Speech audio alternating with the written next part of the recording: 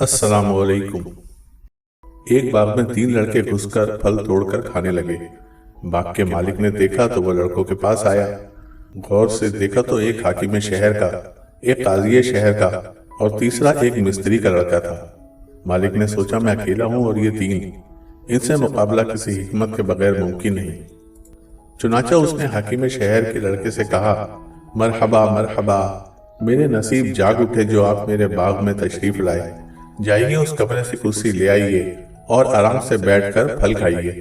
مستری کا لڑکا کرسی لینے گیا تو مالک نے ان دونوں سے کہا، جناب آپ دونوں کا تو حق ہے کہ میرے باغ سے پھل کھائیں، ایک حاکم کا تو دوسرا قاضی کا لڑکا، مگر یہ دنیا دار مستری یہ کون ہوتا ہے جو آپ کی برابری کرے؟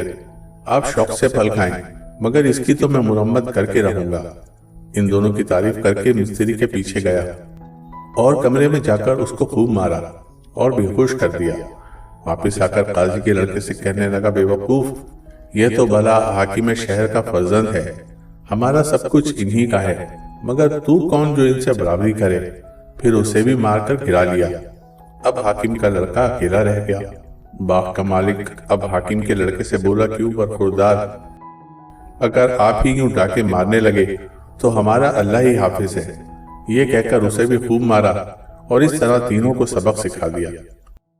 دوستو، اگر آپ کو ویڈیوز پسند آتی ہیں تو اس کو لائک کریں، دوستوں کے ساتھ شیئر کریں اور سبسکرائب کر کے بیل آئیکن کا بٹن ضرور دبائیں۔ بہت شکریہ۔